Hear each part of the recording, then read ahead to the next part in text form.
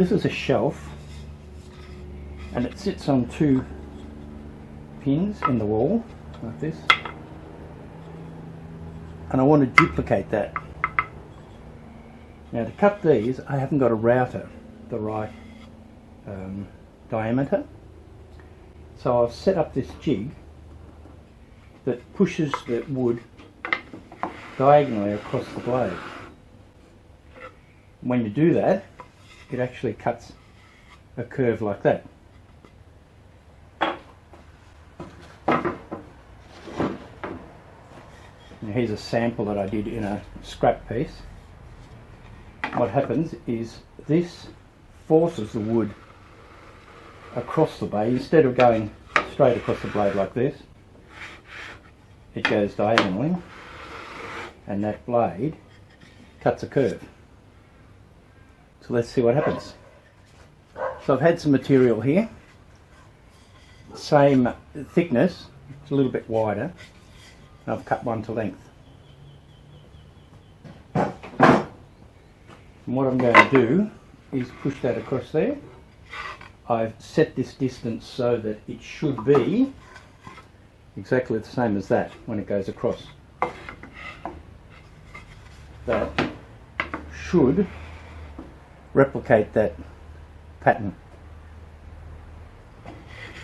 Let's give it a go.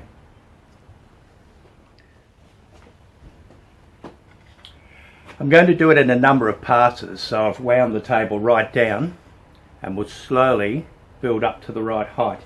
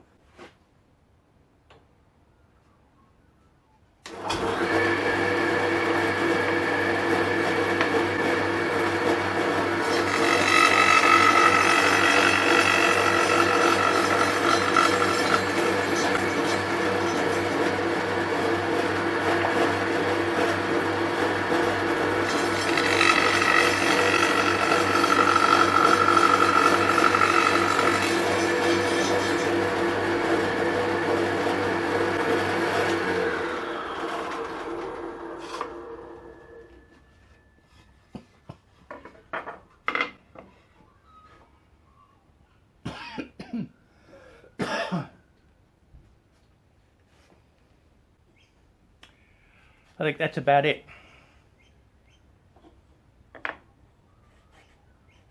I'll get some sandpaper on there, sand it smooth.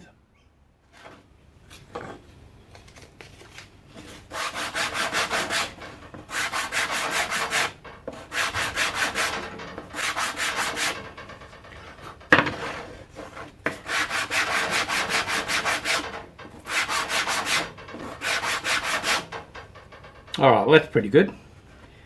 Now, we just have to cut it to width.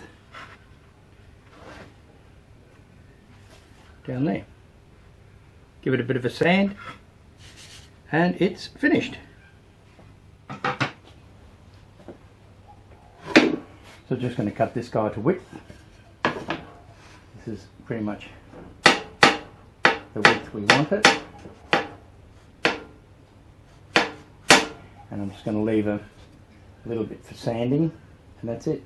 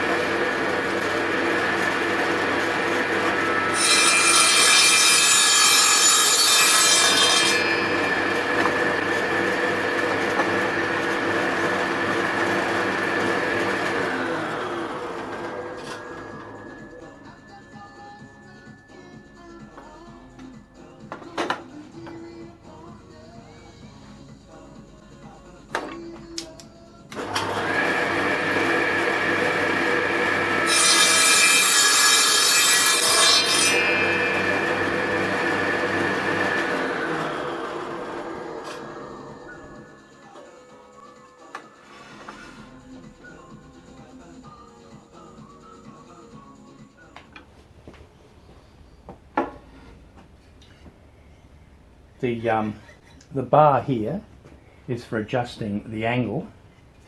You can move these, close that in or open it out as needed.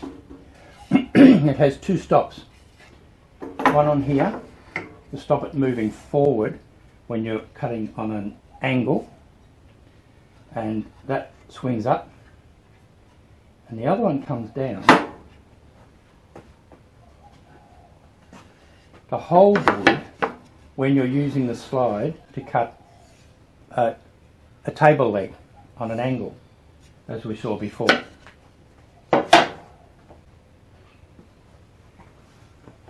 We cut this before.